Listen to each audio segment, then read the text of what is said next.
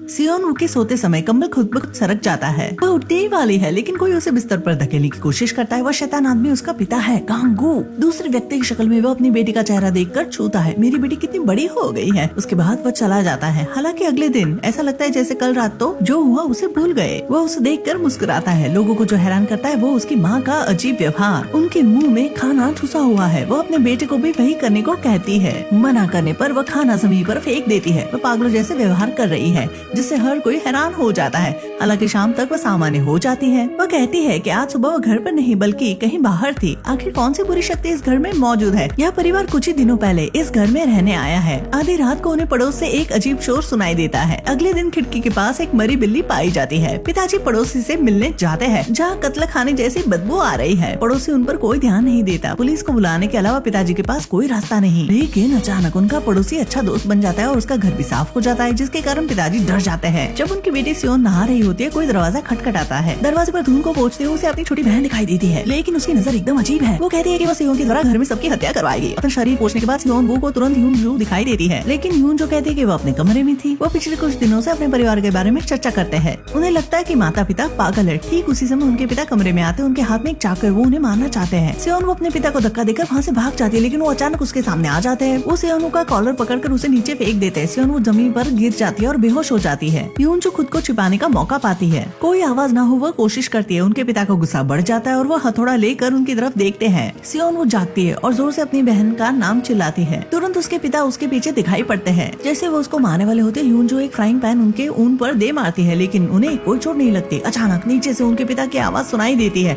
आक्रामक पिता हथौड़े को जमीन पर रखता है और चला जाता है। लेकिन यहाँ दो पिता क्यों है? वो एकदम डर जाते हैं। पिता को पता भी नहीं क्या हुआ था। माँ चुपचाप हथौड़े को उठाती है, पागलों की तरह उनके पास आती है। माँ हथौड़े से अपनी बेटी को मारना चाहती है, लेकिन पिता अपने शरीर से उनको बचा लेते हैं। माँ क्रूरता से मुस्कुराती है। वह जाकर टूटे हुए कांच के टुकड़ों पर नंगे पैर चलने लगती है। उसे चोट नहीं लगती। इससे ज्यादा डरावनी बात यह है कि एक और माँ ऊपर से आती है और उन्हें पूछती है उनके पिता के हाथ को क्या हुआ। पिता कमरे में आते और हथौड़े के सिवाय कुछ नहीं देखते।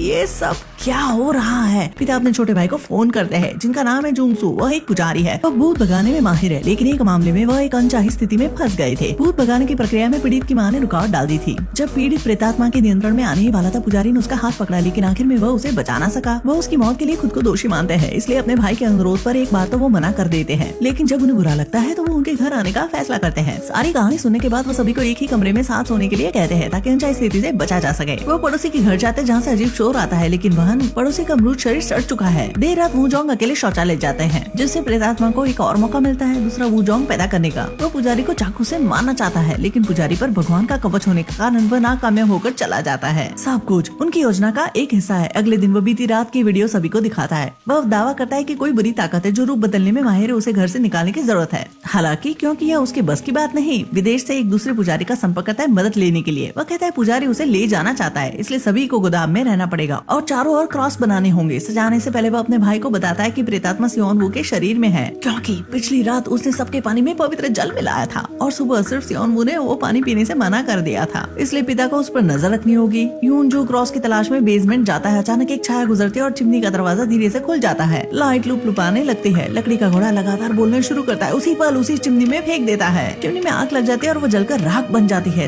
तब तक पुजारी दावा करता है कि जुंगसू ने उसको आने के लिए नहीं कहा था। घर के रास्ते पर उसे लगता है जैसे शैतान ने उसे छला है। उनकी तरफ बहुत भीड़ आ जाती है। ब्रेक्स भी काम नहीं करते। अंत में कार सड़क के किनारे चली जाती है। सियोन वू यूं जू को ढूंढती है, लेकिन गांगू को अपने भाई के शब्द याद आते हैं, इसलिए वह सियोन वू को कमरे से बाहर नहीं जाने देता। उसके पास उसे कमरे में बंद करने के अलावा कोई चारा नहीं है। दुर्घटना में सभी बेहोश हो चुके हैं। चाचा जी उठते हैं और अपनी कार से बाहर निकलते हैं। गांगू सियोन वू को बिस्तर से बांध देता है। माँ पूछती है आखिर वह क्या करना चाहते हैं। वह कहता है सियोन वू पर प्रेतात्मा है और जिसे निकालना पड़ेगा। घायल पुजारी वापस आ चुका है। प्रेतात्मा को निकालने से पहले वह सभी को कहते हैं कि सियोन वू कितनी भी भीख मांगे उसे जाने दे, उस पर भरोसा ना करे। अनुष्ठान शुरू होता है। जैसे वो उसके ऊपर पवित्र जल छिड़कता है और क्रॉस रखता है, फिर एक टहनी लेता है। वह उस टहनी से सियोन वू को मारता है जंगली तरीके से। पुलिसकर्मी दुर्घटना में फंसे लोगों को बचाना शुरू करते हैं। घटना के थोड़ी ही दूर उन्हें पुजारी जुंगसू बेहोश मिलते हैं। सियोन वू को इतना मारते हैं कि बता नहीं सकते। उसकी माँ के भीख मांगने पर भी वह नहीं रुकते। वह अपनी बेटी को बचाना चाहती है, लेकिन पिता उसको दूर धक्का देते हैं। आखिर में पुजारी अपना असली चेहरा सामने लाता है। वो एक शैतान है। वह पिता को बेरहमी से दीवार में धक्का देता है। पिता बेटी को भाग जाने के लिए कहने की कोशिश करता है। शैतान एक टूटी मूर्ति उठाता है और गांगू को मारने ही वाला होता है। तभी असली पुजारी वहाँ आ जाता है। वह शैतान से थोड़ी देर के लिए जाने की प्रार्थना करता है, लेकिन घर में गड़बड़ी हो चुकी है। उन्हें बेटे की चीखने की आवाज सुनाई देते। वो तुरंत देखने के लिए बेसमेंट में जाते हैं। उन्हें चिमनी में धुआं आता दिखाई देता है। अंदर यूजू की जली लाश पड़ी है। सियोनो धीरे धीरे नीचे जाती है और पिता से पूछती है उन्होंने उसके साथ ऐसा क्यों किया। पिता बुरी तरह रोता है और उससे माफी मांगता है, लेकिन पुजारी को दाल में काला लगता है। वो भूत भगाने वाला आईना खोलता है। जैसा कि उम्मीद थी, सियोनो को बहुत दुख होता है। उसके शरीर से सफेद धुआं निकलता है। पुजारी प्रार्थना करता है सियोनो का भूत निकालने के लिए, लेकिन शैतान इतना ताकतवर है कि आईना टूट जाता है। वो उसे गला दबाकर मारने की कोशिश करता है। पिता को एक डिब्बे में पवित्र जल मिलता है। उसे वह पुजारी के ऊपर छिड़कता है और बचा लेता है, लेकिन शैतान उसे जमीन पर ऊपर नीचे पटकता है। पुजारी के पास कोई विकल्प नहीं बचता, इसलिए वो अपने शरीर को उसका चारा बना देता है। वो चाहता है कि शैतान उसके शरीर में चला जाए। शैतान काले धुएं में बदल जाता है और उसके शरीर के अंदर चला जाता है। जब वो होश में होता है, मौका पाकर वह क्रॉस को तोड़ देता है और उसे अपने भाई की तरफ फेंक देता है और अपने भाई को उस शैतान को मारने के लिए कहता है, शैतान को पूरी तरह खत्म करने के लिए। लेकिन उसका भाई इतनी हिम्मत नहीं जुटा पाता, इसलिए पुजारी को खुद को मारना पड़ता है। प्रेत आत्मा खत्म हो चुकी है, लेकिन पुजारी भी मर चुका है। अब इस परिवार में सिर्फ 4 लोग बचे हैं। इस फिल्म की कहानी पेचीदा नहीं है, लेकिन सभी कलाकारों ने बहुत अच्छा काम किया है। वो डरावना माहौल पैदा करना जानते हैं। असली नकली पात्रों का भ्रम भी बहुत दिलचस्प है। सभी से अनुरोध है कि आप यह फिल्म जरूर देखें। अलविदा।